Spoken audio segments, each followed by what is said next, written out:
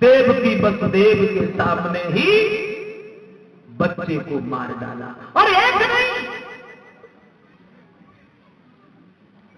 एक एक करके कंस ने देवकी के 6 लड़का मार डाला।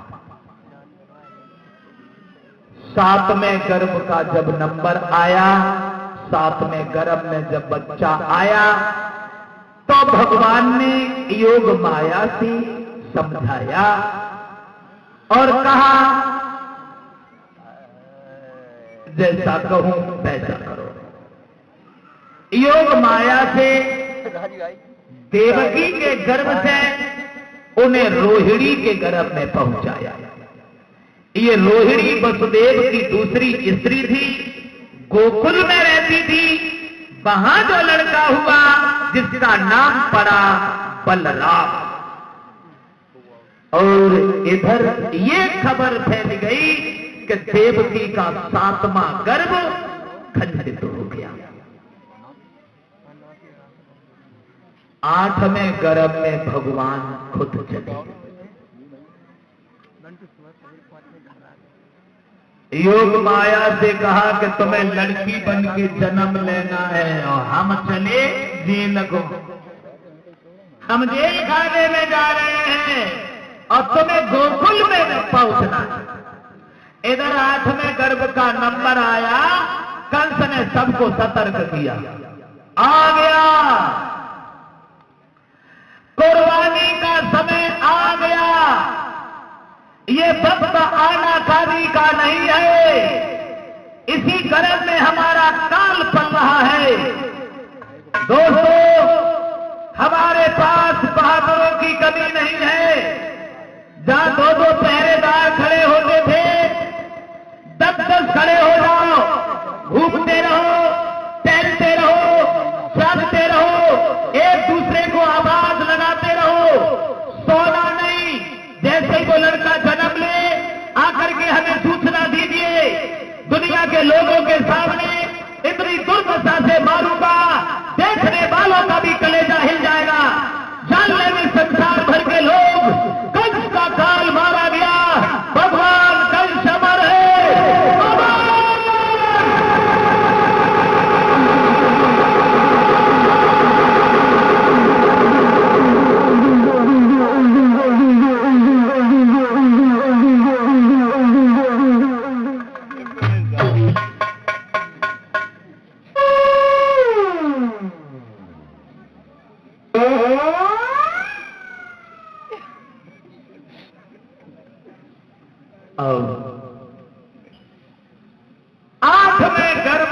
नंबर है, कंस इधर तैयारी में जुटा है।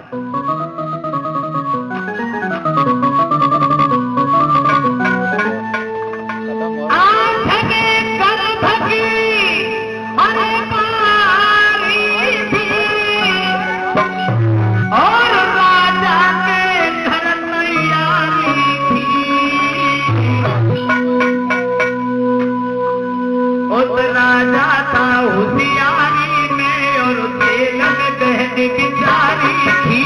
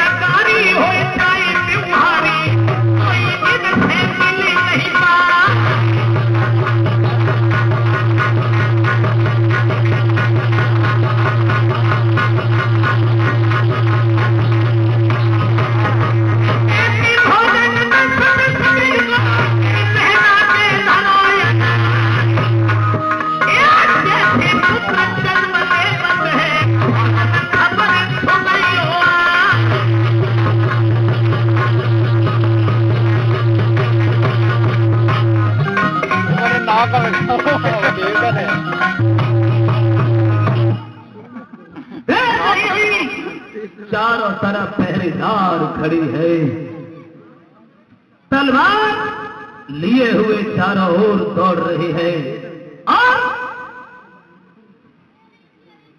धीरे धीरे धीरे धीरे आ गया वो समय जिस वक्त का इंतजार था देवताओं को, संतों को, ऋषियों को। भादों का महीना, मौसम खराब होगा तो कृष्ण पक्ष अष्टमी दिन, बुधवार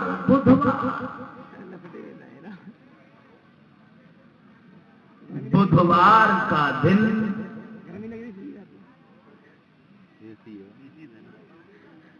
कृष्ण पक्ष आठे। जैसे जैसे रात हो रही है, पहरेदारों के साथ कुछ घात हो रही है और इधर भक्त भगवान में ऐसा लगता है कि कोई बात हो रही है। मेरा मतलब है कि फाटक के पहरा वालों पे और बेहोशी आती है।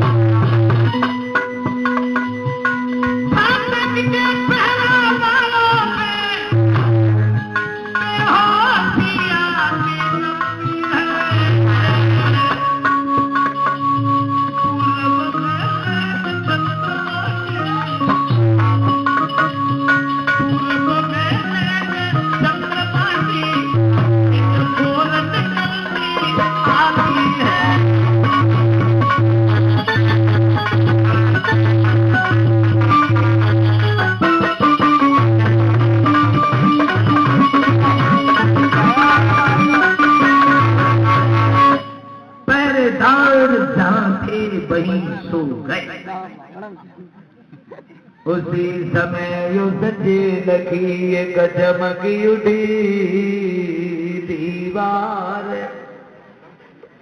कैदी भक्तन के यहाँ प्रभु आए जगदाधार। जेल की दीवार चमकने लगी, उस दीवार को देवकी वसुदेव बड़ी गौर से देखने लगे और चमकती हुई दीवार पे थोड़े समय के बाद में भगवान की तस्वीर दिखाई पड़ी। देवकी वसुदेव सोचने लगे प्रभु समझ में नहीं आ रहा, हम लोग देश से स्वर्ग में आ गए कि स्वर्ग देश में आ गया, क्या सेवा करूं? भगवान बोले हम तुमसे सेवा कराने नहीं तुम्हारी सेवा करने आए। अब ये बात का समय नहीं, लीला करने का मौका लो, रात ही रात में किसी तरह मुझको गोकुल में पहुंचा लो।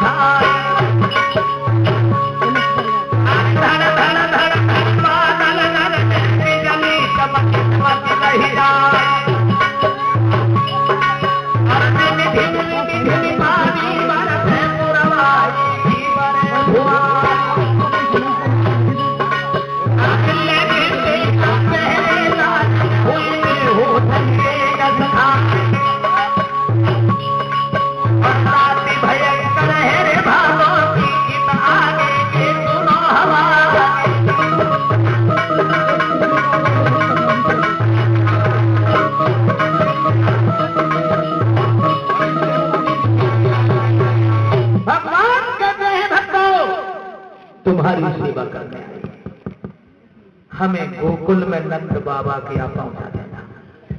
इतने शब्द कहकर भगवान एक जरा से बालक बने हैं और देवकी की गोद में आ जाते हैं।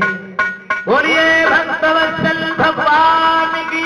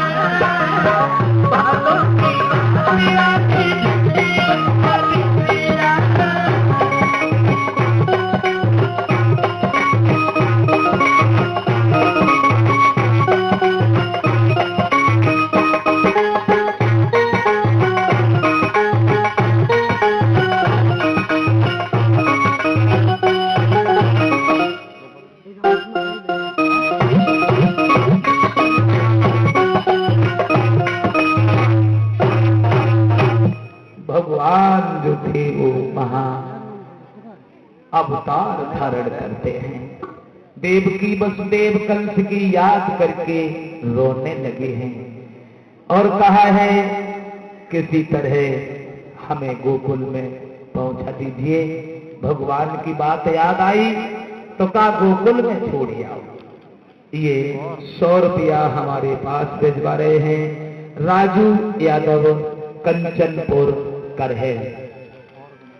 कंचनपुर करहल के पास के रहने वाले हैं। ये करहल के जो राजू यादव हैं उनकी तरफ से 100 रुपया आए हैं। भगवान सुख शांति देता रहे।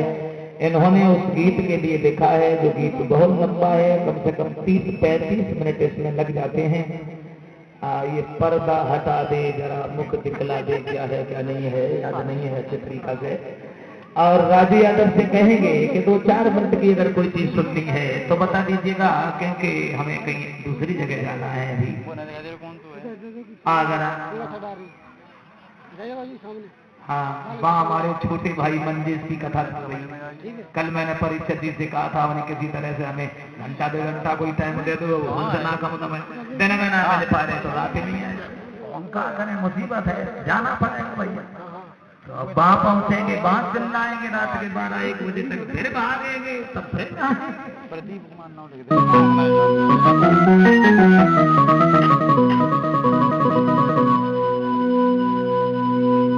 अब वसुदेव भगवान को लेके चले, दबे पांव जेल से निकले हैं। यमुना में घुसे हैं तो यमुना ने देखा भगवान जा रहे, हमने इनके पैर भी नहीं छुए।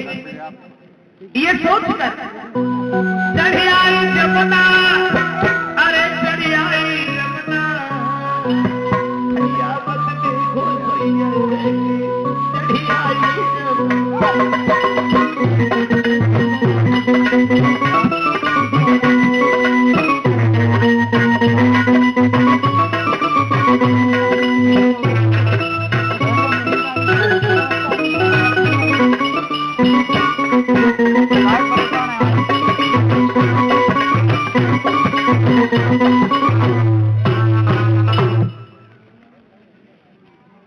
यमुना ने ऊपर को उफान भरा, घुटनों तक जल था, फिर कमर तक हो गया, फिर सीना तक पहुंच गया, फिर मुंह में पानी जाने लगा।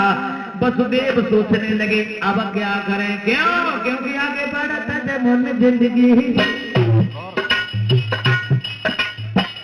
आगे बढ़ रहे हैं तो यमुना में डूब रहे हैं। आगे बढ़ता है मन जिंदगी, पीछे हटे तो झाड़ो के हरी, पीछे शेर खड़ा है, आगे बढ़ता है मन जिंदगी। गहरी, पीछे हटे तो ठाड़ो गहरी।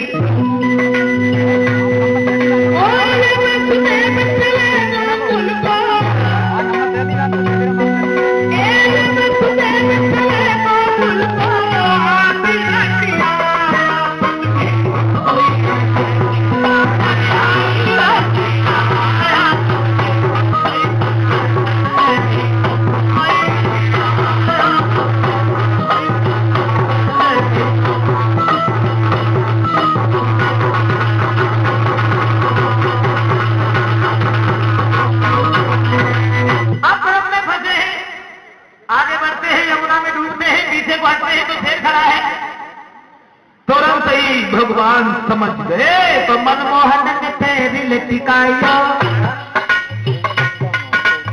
यमुना मैया ने स्पर्श पाया।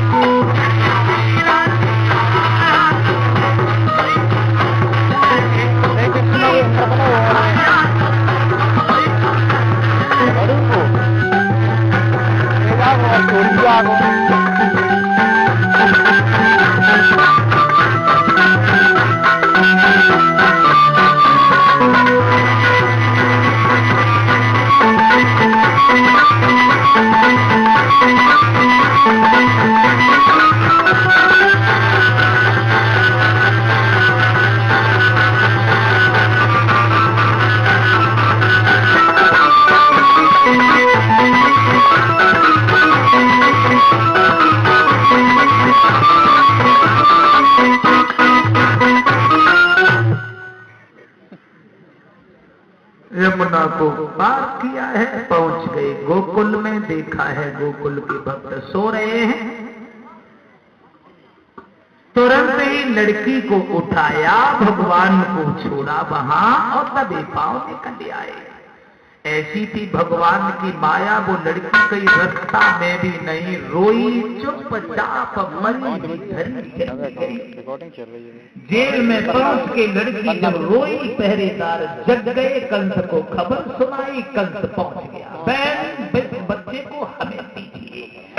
कहा भैया ये लड़का नहीं है, लड़की है, और लड़की तुम्हारा कुछ नहीं बिगाड़ेगी, इसलिए इसे नहीं मारो। कंस बोला बात तो सही है, अरे लड़की हमारा क्या करेगी, लेकिन हो सकता है कि इस लड़की का लड़का हमें मारे,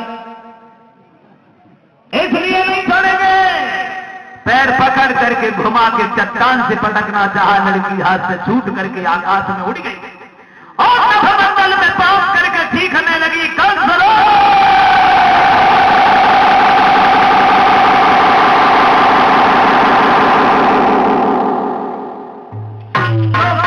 ऊपर को देखा है तो लड़की बोलने लगी,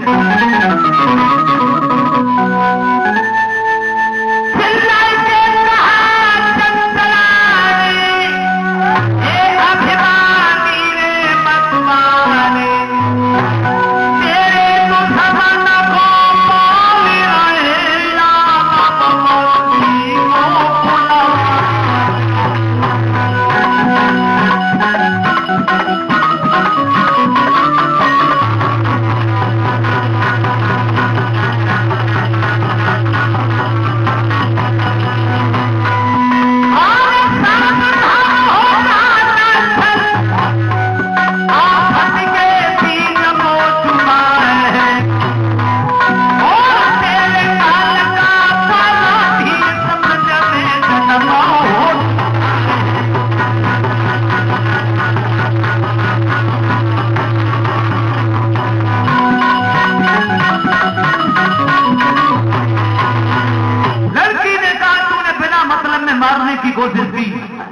तुझे मारने वाला ब्रज में पैदा हो गया, उसके हाथ से तू बच नहीं सकता। एकदम से कंस सर पकड़ के बैठ गया है, बहन से क्षमा मांगी है, बहन माफ करना मुझे, तुम्हारी गोदी खाली हो गई, लेकिन मेरा काल आज भी जलता है। वसुदेव बोले अज्ञानता है तुम्हारी कंसराज समय जो मौत का निश्चित होता है, एक श्वास भी कभी फालतू नहीं लेते। स्वस्थ आदमी 24 घंटा में 21,600 श्वासें बर्बाद कर देता है और कितनी जिंदगी उसकी कम हो जाती है। कंस को चैन नहीं है, कंस सतर्क कर रहा है सभी जवानों को। और उधर यशोदा की आंख खुली तो भगवान को गोद उठाया। जंगल की आग की तरह चारों तरफ गोकुल में खबर फैल गई, यशोदा के घर में पुत्र हुआ है। लंबी भीड़ लग गई और भीड़ ही नहीं, बधाई।